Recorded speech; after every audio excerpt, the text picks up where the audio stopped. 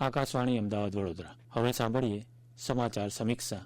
આજનો વિષય છે અંગદાન ક્ષેત્રે ગુજરાતનો દેશભરમાં ડંકો. લેખન અને રજૂઆત હર્ષલ પંડ્યા. અંગોની પ્રતીક્ષામાં મૃત્યુની રાહ જોતા ઓર્ગન ફેલ્યોરથી પીડાતા દર્દીઓને વહેલામાં વહેલા ઓર્ગન મળી રહે અને તેમને નવજીવન આપવામાં રાજ્ય સરકાર, સામાજિક અને સ્વૈચ્છિક સંસ્થાઓ અને રાજ્યના સેંકડો લોકો આજે કાર્યરત બન્યા છે. અંગદાન કરીને અન્યને નવજીવન આપવાના મંત્ર સાથે આજે ગુજરાતમાં આ ક્ષેત્રે પણ નોંધપાત્ર કામગીરી કરવામાં આવી રહી છે, જેની દેશે પણ નોંધ લીધી છે. બ્રેન્ડેડ વ્યક્તિના પરિવારજનોને અંગદાન પ્રત્યે સમજાવીને અન્ય વ્યક્તિને નવું જીવન બક્ષવા માટે તૈયાર કરવા માટે સુરત, અમદાવાદ તેમજ અન્ય સિવિલ હોસ્પિટલ સહિતના રાજ્યના વિવિધ શહેરોમાં ભગીરથ કાર્ય થઈ રહ્યું છે. ખાસ કરીને ગુજરાત સરકાર દ્વારા આ કાર્યને વધુ પ્રોત્સાહન આપવામાં આવી રહ્યું છે. અંગદાન પ્રત્યે જાગૃતિ કેળવાય અને સમાજમાં પણ ઉત્તમ સંદેશ પ્રસરાવવા માટે state organ and tissue transplant organisation સોટોની સ્થાપના કરવામાં આવી છે,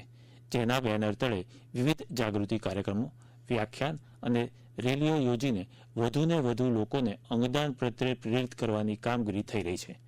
અંગદાનને શિક્ષણમાં પણ વણી લઈને રાજ્ય સરકારે એક મહત્વપૂર્ણ પગલું ભરીને અમદાવાદની કિડની હોસ્પિટલના સહયોગથી Gujarat university of transplant sciences એટલે કે GUTSની પણ સ્થાપના કરી છે, જેમાં વિદ્યાર્થીઓને તૈયાર કરીને આ ક્ષેત્રને પણ વધુ સક્રિય અને સક્ષમ બનાવવાના પ્રયાસ હાથ ધરાયા છે.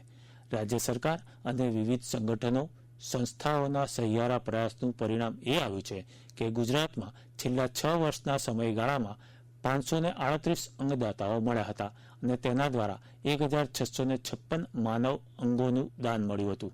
વર્ષ 2019થી અંગદાન પ્રત્યેની લોકજાગૃતિ અને રાજ્ય દ્વારા તેને અભિયાન સ્વરૂપે અમલમાં મૂકવામાં આવતા ઉત્તરોત્તર માનવ અંગોના દાનમાં વધારો થતો ગયો છે. અંગદાન અંગેના છેલ્લા 6 વર્ષના આંકડા જ તેમાં સતત વધારાની સાક્ષી પૂરી રહ્યા છે. વર્ષ 2019માં 64 દાતાઓ દ્વારા 170 અંગો મળ્યા હતા.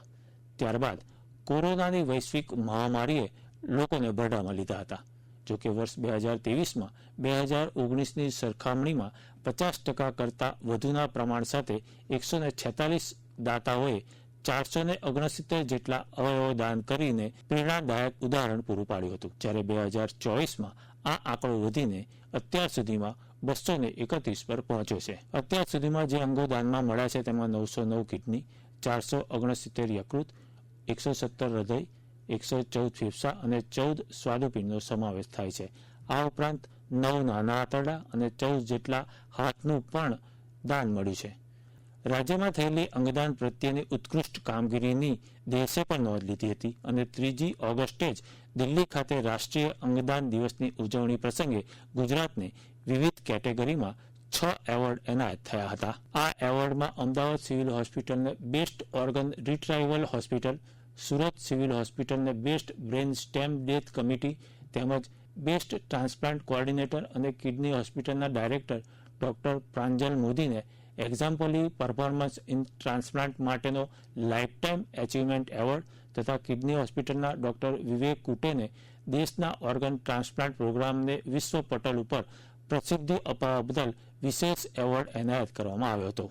આ ઉપરાંત સુરતની ડોનેટ લાઇફ સંસ્થાને બેસ્ટ સપોર્ટિંગ NGO તરીકેનો એવોર્ડ આપવામાં આવ્યો છે. અંગદાન માટે રાજ્યમાં વધારેમાં વધારે ઓર્ગન રીટ્રાઇવલ સેન્ટર તેમજ ટ્રાન્સપ્લાન્ટ હોસ્પિટલ કાર્યરત કરવાની તૈયારીઓ ચાલી રહી છે, જે અનેક પરિવારો માટે આશીર્વાદરૂપ સાબિત થશે. આકાશવાણી અમદાવાદ વડોદરા પરથી આપ સાંભળી રહ્યા હતા સમાચાર સમીક્ષા. વિષય હતો અંગદાન ક્ષેત્રે ગુજરાતનો દેશભરમાં ડંકો. લેખન અને રજૂઆત હર્ષલ પંડ્યા દ્વારા કરવામાં આવી.